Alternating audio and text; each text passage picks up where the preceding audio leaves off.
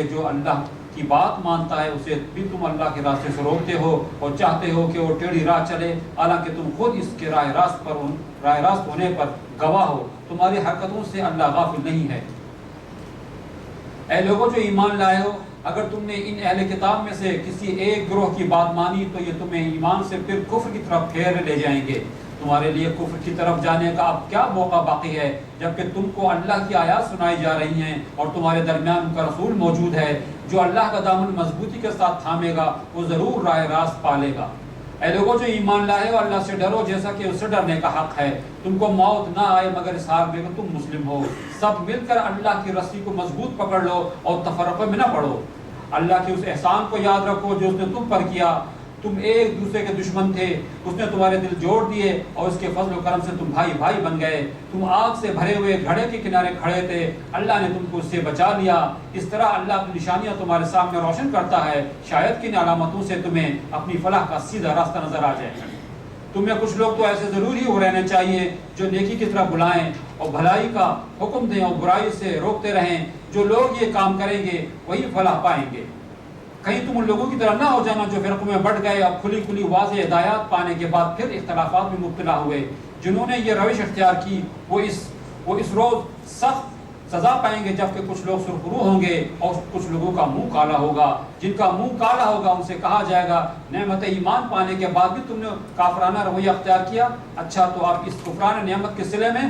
عذاب کا مزہ چکھو۔ رہے وہ لوگ جن کے چہرے روشن ہوں گے تو ان کو اللہ کے دامن رحمت میں جگہ ملے گی اور ہمیشہ اسی حالت میں رہیں گے۔ یہ اللہ کے ارشادات میں ہیں، یہ اللہ کے ارشادات ہیں جو ہم تمہیں ٹھیک ٹھیک سنا رہے ہیں،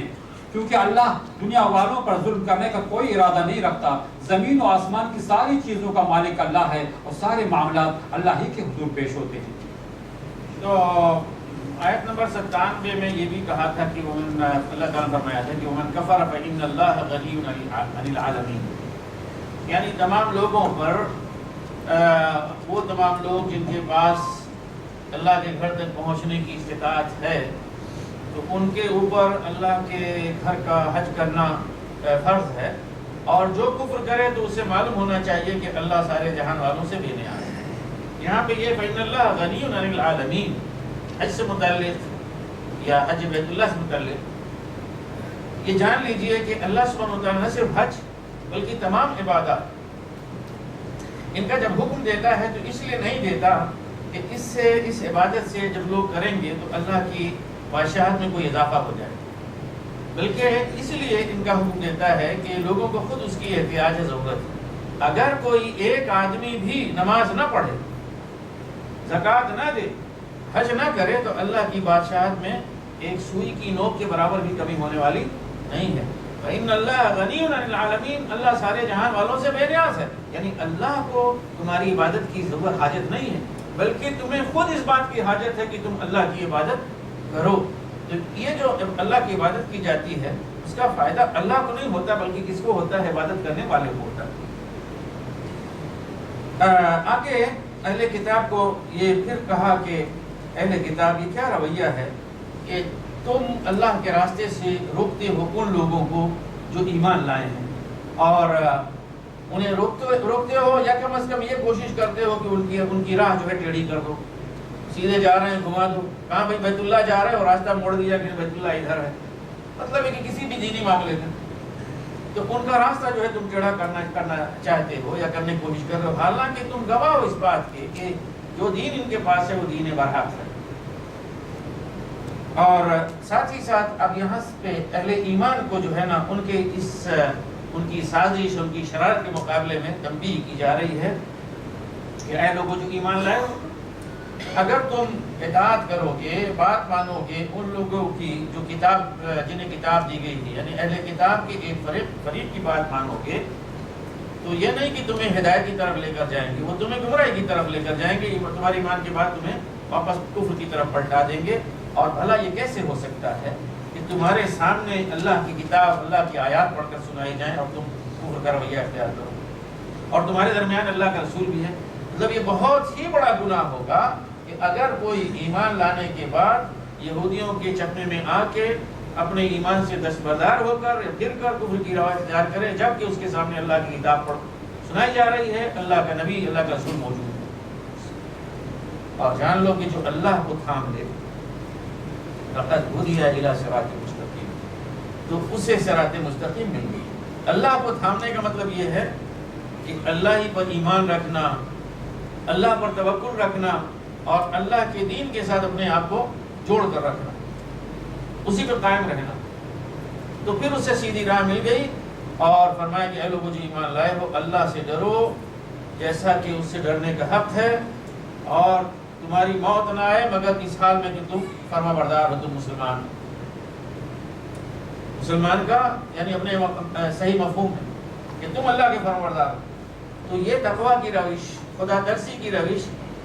اور فرما برداری کی روش، یہ ایسی چیز نہیں ہے کہ جو لمحہ دو لمحہ کے لیے ہو، ایک دن دو دن کے لیے ہو، چند مہینوں کے لیے ہو۔ حقیقت میں یہ ایک مستقل رویہ ہے جو کبھی نہ ختم ہونے والا نہ کبھی ٹوٹنے والا ہے۔ آج ایک مسلمان، اسے آج متقی بننا ہے، یعنی خدا ترس بننا ہے، اپنے معاملات میں وہ دیکھے کہ کہیں اللہ کی معصیت تو نہیں کر رہا ہے، اور یہی رویہ اس کا آخری سانس تک رہے گا، موت آنے تک رہے گا۔ اور فرمایا کہ اللہ کی رسی کو مضبوطی کے ساتھ تھام لو تم سب کے سب، تفرقے نہ پڑو۔ اللہ کی رسی سے مراد اللہ کا دین اور اللہ کی کتاب ہے۔ اللہ کا دین بھی کہا گیا ہے، اللہ کی کتاب، تو اللہ کی کتاب ہی کے اندر اللہ کا دین ہے، اس کے باہر کہیں دین نہیں ہے، صرف اللہ کی کتاب۔ دونوں باتیں مفہوم ایک ہے۔ اللہ کے رسی کو مضبوطی کے ساتھ تھامو، اور قرآن شریف کے بارے میں ایک روایت آتی ہے جس میں کہا گیا ہے کہ اللہ کی رسی کو، یہ اللہ کی رسی ہے جس کا ایک کنارہ اللہ کے ہاتھ میں ہے اور دوسرا کنارہ اس کے ہاتھ میں جو اس پر ایمان لاتا ہے۔ اور اللہ کی نعمت کو یاد کرو کہ مسلمانوں کو بر وقت تنبیہ کی جا رہی یہودیوں کی سازش سے جو بچانے کے لیے، اور احسان بتلایا جا رہا ہے کہ دیکھو اسلام کا کتنا بڑا احسان تمہارے ساتھ ہوا۔ اللہ کی نعمت کو یعنی اس کے احسان کو یاد کرو جو اس نے تمہارے اوپر کیا ہے، کہ تم دشمن تھے باہم، اور عربوں کی دشمنی بیان کرنے کی ضرورت نہیں ہے کہ کیسی تھی۔ اور یہاں پہ خاص طور سے اوس اور خزرج مراد ہے، اس لیے کہ مسلمان وہاں پہ چلے گئے تھے، عرب بحیثیت قبیلہ وہاں پہ جو موجود تھے وہ اوس اور خزرج مدینہ شروع، باقی سارے لوگ مہاجر کہے جاتے تھے۔ تو تم پر جو اللہ کا احسان ہوا، اللہ نے جو تمہارے پر احسان کیا، اس کو یاد رکھو کہ جب تم دشمن تھے تو اس نے تمہارے دلوں کو جوڑ دیا، تالیف قلب کی، اور پھر تم اللہ کے نعمت سے بھائی بھائی بن گئے۔ یعنی وہی اوس اور خزرج رسول اللہ صلی اللہ علیہ وسلم کے تشریف لانے سے چند سال، 3-4 سال پہلے تک ان کے اندر درمیان جنگ ہوتی رہی، اور یہ جنگ کئی سال سے چلی آ رہی تھی، نہ ختم ہونے والی جنگ، یہاں تک کہ تقریباً وہ تباہی کے جو ہے جہانے میں پہنچ چکے تھے، ختم ہونے والے تھے۔ اوس اور خزرج دونوں لڑ کے ختم ہو جاتے، کمزور ہو چکے، لیکن اللہ سبحانہ و تعالیٰ نے اپنی رحمت سے ان کو نوازا کہ وہ دشمنی نہ صرف یہ کہ ختم ہو گئی بلکہ یہ بھائی بھائی بن گئے، اور ان کے دلوں کو ایک دوسرے سے جوڑ دیا۔ تم فرمایا کہ تم لوگ آگ کے گڑھے کے کنارے کھڑے تھے، اللہ نے اس سے بچا لیا۔ مطلب تمہاری جو پرانی زندگی تھی، دور جاہلیت کی اور کفر کی جو زندگی تھی، وہ زندگی ایسی تھی بس تم جہنم میں پہنچنے والے تھے، اس پہ رہتے تو تم جہنم میں جانے والے تھے، لیکن اللہ تعالیٰ نے اس دین کے ذریعے سے، قرآن کے ذریعے سے، اس نبی کے ذریعے سے تمہیں گمراہی سے نکال کر ہدایت عطا فرمائی، اب وہ جہنم سے تم باہر نکل آئے۔ تو اس طرح سے اللہ اپنی آیات کو واضح کرتا ہے تاکہ تم ہدایت حاصل کرو، اور فرمایا وَلْتَكُن مِّنكُمْ أُمَّةٌ يَدْعُونَ إِلَى الْخَيْرِ وَيَأْمُرُونَ بِالْمَعْرُوفِ وَيَنْهَوْنَ عَنِ الْمُنكَرِ۔ تمہارے اندر ایک گروہ ضرور بضرور ہونا چاہیے، یعنی پورے مسلمان اگر نہیں تو مسلمانوں کے اندر ایک گروہ ہمیشہ رہنا چاہیے کہ جو کیا کام انجام دیں کہ جو خیر کی طرف بلائیں، ہر وہ کام جو بھلا ہے، جس میں دین کی بھلائی ہے، اسلام کی بھلائی ہے اور امت اسلام کی بھلائی ہے، بلکہ پوری انسانیت کی بھلائی ہے۔ ہر نیکی کا کام اس کی طرف لوگوں کو بلائیں کہ یہ نیکی کا کام ہے، اور اس کو کرو، یہ اس میں شامل ہو، اور یہ ایک بہترین کام ہو رہا ہے، اس میں اپنا حصہ ڈالو، اور معروف کا حکم دیں، منکر سے روکیں۔ معروف اور منکر قرآن شریف کی اصطلاح ہے۔ معروف کا مطلب یہ ہے کہ ہر وہ چیز جسے اللہ نے، اللہ کے رسول نے درست اور اچھا قرار دیا ہو، اور اسی طرح سے انسانیت میں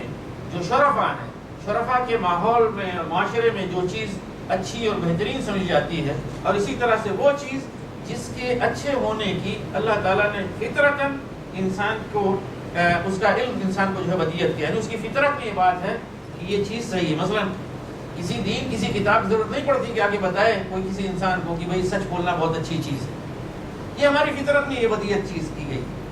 اور یہ بھی بتانے کی ضرورت نہیں پڑتی، کوئی نبی نہ آئے، کوئی کتاب نہ آئے، تو بھی انسان کی فطرت میں ہے کہ جھوٹ بولنا کیا ہے؟ منکر ہے، برا ہے، انصاف کرنا اچھی چیز ہے، ظلم کرنا کیا ہے؟ بری چیز ہے۔ تو ہر وہ چیز معروف ہے کہ جسے قرآن میں اور اللہ کی کتاب بتایا گیا ہو، اللہ کے انبیاء نے اس کی تعلیم دی ہو، اور جس کی ہماری فطرت سلیمہ گواہی دیتی ہو، وہ معروف ہے۔ تو ان تمام چیزوں کا حکم دیں، اور وہ تمام چیزیں جو بری ہیں، جنہیں شریعت میں برا کہا گیا ہے، ہماری فطرت جسے برا جانتی ہے اور کہتی ہے، اس سے روکیں۔ جو لوگ یہ کام کریں گے وہی اللہ پانے والے ہیں، اور فرمایا کہ ان لوگوں کی طرح نہ ہو جاؤ جنہوں نے تفرقہ کیا، جو تفرقے میں پڑے، اور ان کے پاس جب واضح تعلیمات آ گئیں تو اس کے بعد انہوں نے باہم اختلاف کیا۔ یعنی امت کے اندر اختلافات نہیں ہونا چاہیے جس طرح سے پچھلے اہل کتاب کے درمیان اختلافات ہوئے، ورنہ یہ ہے کہ جو اس طرح کی تفرقہ بازی میں پڑیں گے اور امت کو توڑنے میں لگیں گے، تو وہ جان لیں کہ ان کے لیے انتہائی دردناک عذاب ہے، ایک بڑے دن کا عذاب، دردناک عذاب، کہ جس دن کچھ چہرے سرخرو ہوں گے۔ طبیعت تو عربی میں ہے، وہ جو ہوتا ہے اس کا اگر اردو ترجمہ کیا جائے تو اس کا مطلب ہوگا کہ سفید روح ہوتے ہیں، لیکن سرخرو کا یعنی چہرے سفید ہونا، لیکن اردو میں اس کو جو ہے نا سرخرو بولتے ہیں۔ تو اس دن کچھ چہرے سفید ہوں گے، یعنی سرخ ہوں گے، اور کچھ چہرے کالے ہوں گے، سیاہ ہوں گے، مطلب کچھ کامیاب ہوں گے، کچھ ناکام ہوں گے۔ جو ناکام ہوں گے، جن کے چہرے سیاہ ہوں گے، ان سے کہا جائے گا، پوچھا جائے گا، فرشتے پوچھیں کہ تم نے ایمان کی نعمت پا لینے کے بعد کفر کیا؟ یہ جو اختلاف کرتے ہیں، اختلاف حقیقت میں بہت سارے اختلافات ایسے ہیں کہ جو لوگوں کو دین سے نکال دیتے ہیں باہر، اور لوگ سمجھتے رہتے ہیں کہ وہ ابھی دین ہی کے اندر ہے۔ آپ جانتے ہیں مسلمانوں میں کوئی گمراہ فرقہ بہت سارے نکلے ہیں، کوئی گمراہ فرقہ ایسا ہے جو اپنے آپ کو گمراہ مانتا ہے؟ وہ نہیں گمراہ اپنے آپ کو مانتے، وہ تو آپ کو گمراہ سمجھتے ہیں۔ حتیٰ کہ مسلمانوں میں ایسے فرقے پائے جاتے ہیں اسلام کے نام پر جن کے نماز ہی نہیں ہے، وہ بھی آپ کو گمراہ سمجھتے ہیں، اپنے آپ کو جو ہدایت سمجھتے ہیں۔ ایسے فرقے پائے جاتے ہیں مسلمانوں کے، اور جا کے دوسرے فرقوں کی آپ تحقیق کریں تو آپ حیران رہ جائیں گے کہ کیا یہ بھی اسلام ہے؟ پتہ نہیں کتنے اسلام۔ تو جب ان سے کہا جائے گا، ان سے پوچھا جائے گا کہ کیا تم نے نعمت ایمان پانے کے بعد کفر کا رویہ اختیار کیا، تو چلو اپنے اس کفر کی پاداش میں یہ عذاب کا مذاق چکھو۔ رہے وہ لوگ جو سرخرو ہوں گے تو ان سے کہا جائے گا تو وہ رہیں گے اللہ کی رحمت میں ہوں گے۔